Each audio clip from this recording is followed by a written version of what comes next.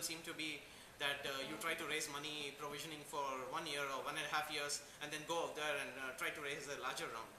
Yeah. But what we've realized, and I guess many others too agree now, is that fundraising itself is a time-consuming process, and you don't often get things right immediately. As in the process of raising the next round of funding, all the founders might end up spending, say, 3 to 4 months on just that, rather than building the business, which which is a huge distraction, right? Yeah. And particularly when you're a small team, it's perhaps a different state of affairs when you have a relatively larger company with 20 or 30 people. Yeah. If the CEO then spends perhaps 3 months of his just fundraising, it's perhaps not as bad, but it can be quite awful if there are just 4 people or something in the company. Sure. Yeah. So raising money, making every dollar count, thinking hard about every hire. I think I would strongly advise all of that. With our recent round of financing, we did have multiple term sheets, and we did give a lot of weightage to things, to competence of the investor and things like that, because we realized that you are going to have typically in a lot of these investments, particularly when the investor takes a board seat, for example, you kind of work with them on an ongoing basis. Yeah. And investors such as our recent Series A investor, his name is Stephen Oskui. Yeah. He runs this ad network out of Austin, and they are doing about $50 million in revenues. Yeah. And he's had a lot of relevant experience. So so for us, for example, having a guy like him on our board of directors is an incredibly valuable process. All the board meetings are incredibly valuable to us and our business and things like that. But on the other hand, if you have people that do not get your business too much, that can certainly be quite a drag. I mean, a lot of your time and effort can get wasted in merely keeping them happy as opposed to building your business. Sure. I think I think choosing the right kind of investor can make a lot of difference there. Yeah. You should use a lot of your attention in finding the right investors for your business. Would you go as far as that? Yes, when you have a choice, I would certainly advise that. For example, when you're already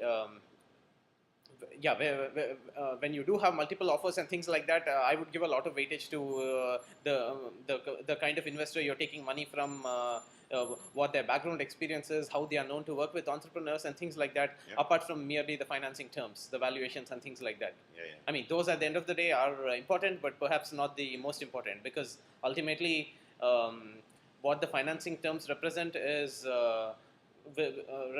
what your share in the company will be, which will represent what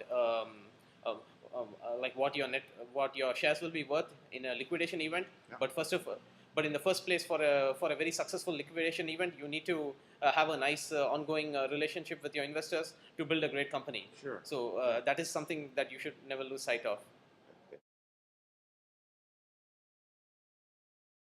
So in my opinion, finding a good co-founder is probably the hardest and the most important part. And if there's one place where I can say I have perhaps been the most lucky, has been with regard to finding a very good business partner that is also technologically as strong, with as good a business potential, if you will. I mean, none of us were great business guys when we started out, but nonetheless, I think we had the potential to learn fast and become good business people ourselves. And we also managed to work very well together. I mean, there are different personalities and things like that. Two people might be very good entrepreneurs themselves, but cannot necessarily work together that well. So so I think that is the hardest part. And I think in our case we pretty much got lucky. But I mean, for all of these, I guess for finding good advisors, for finding good early employees and things like that, pretty much everything works really through the network. And which means you've got to be a very effective networker. If you're not a very sociable person in general, you nonetheless have to kind of change yourself in that regard. I mean, in large part, I'm not sure, for example, if you've read the books of Nassim Taleb, Yeah.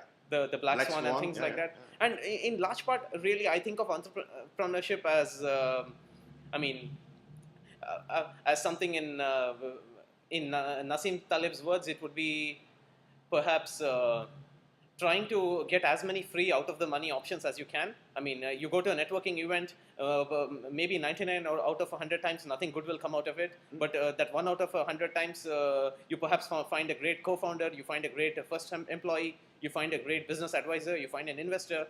I mean, if our recent Series A investor, for example, meeting him was just serendipity, really. Yeah, I mean, we were exploring some monetization options for our business. We talked with his ad network, among many others, and it so happened that he immediately saw the huge potential in our company and told us that he'd like to invest the next time we raise funding. Sure. And for a lot of these things, it's it's really hard. I mean, you widen your net as much as possible, open yourself up to the most possible opportunities, and something will work out. But you can consistently build fairly big businesses simply by exposing yourself to a huge number of opportunities, being smart about picking them, and things of that sort, right? Sure. I mean, suppose you're networking in the valley, for example. Maybe your probability of finding a great co-founder is 1 in 1,000 or something. Yeah. But well, if you actually go out there 100 times, these things are relatively independent events, right? You do. I mean, your opportunities do multiply the more you expose yourself to them. Sure. Yeah. Okay. Fair enough. Yeah, and more importantly, I think, I mean, you're not really. So you, like in the financial world, I can totally see that Talib kind of strategies. I mean, I believe there is that fund Universa, which was doing things like that. I can totally see that it might be difficult to keep those going, particularly when 99% of the time you're losing money. Yeah. Here, the point is that I mean, the opportunities you're exposing yourself to, you're not expending a lot of time and effort. I mean, it is just a matter of going after them in a disciplined manner, right? Sure. It's not like you're spending a lot of time or a lot of money. You're going to those precise set of events that will help you a lot. You're trying to network higher and higher up. The more you get an opportunity to talk to a top-notch entrepreneur or a top-notch VC, you go for it. I think here the costs are not that high. Yeah, exactly. Yeah. There are a lot of cheap opportunities out there. You got to just go and grab them. Yeah. The downside, well, the physical cost or the monetary cost might be low, but I think for a lot of people, the emotional cost can be rather high. That is very true. Yes, I know what you mean. I think, in fact, I mean, the emotional cost can be high, perhaps with regard to networking and things, with regard to just socializing a lot when you are not basically of that disposition. But usually, I think the emotional cost is much higher for rejection. Yeah. So. I mean, say you have a nascent idea, you're going out there getting feedback from a lot of people, or you're pitching a lot of VCs. Definitely, the emotional cost of rejection, I think, is relatively high. I think we humans are not innately hardwired to handle rejection very well. I think it's just something you've got to train yourself to do. Yeah. I think it's the same in dating. It's the same in entrepreneurship. Unless you're willing to take rejection, you're not going to get some really good deals. Sure. I think so. I would say, firstly, firstly, don't be particularly scared or have the preconceived notion that it's a very risky business or whatever. At least in the modern world, the downside is not all that high. I mean, in the worst case, you try something for a few months, it doesn't work out. If you're a guy that actually had a shot at this kind of thing, you're presumably smart enough to get a good job anyways. That can, you always have that safety net in today's world. Yeah. I guess, always challenge yourself. Develop the kind of disposition where you're much more open to having your ideas challenged. preferably try to go and get feedback from the people that are brutally honest with feedback. In fact, Silicon Valley is a place I really like, particularly the entrepreneurship and the VC circles, due to their brutal and honest feedback. They don't particularly try to make you happy or anything like that. No. But it's exactly that kind of feedback that benefits you in the long run. Yeah. I mean, you're not going out there to feel good. You're going out there to give yourself the best chance at building a huge company. Yeah. So develop that disposition. I guess, as obvious as it sounds, there are a lot of people that do not have that disposition. I mean, Sure. particularly people in big companies and things like that. Yeah. I think,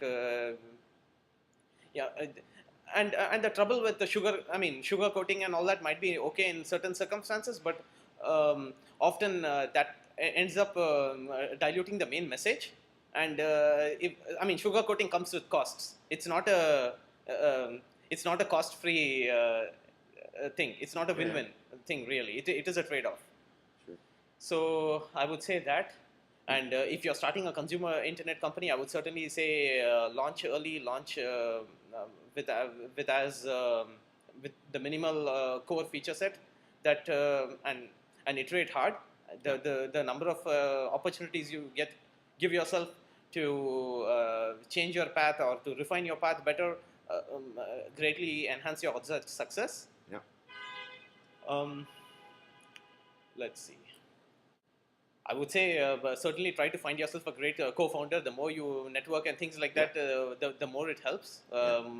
Like in our case, for example, I don't believe there's anyone else in our social circle with that kind of the necessary mental disposition to do a startup company, to put up with all the at least the emotional variance, perhaps not necessarily a financial variance. But the point is that finding an effective co-founder meant that we could bounce ideas off each other. We could kind of build a bit of a bubble, if you will, and go after something that looked completely audacious. Right? Yeah. So,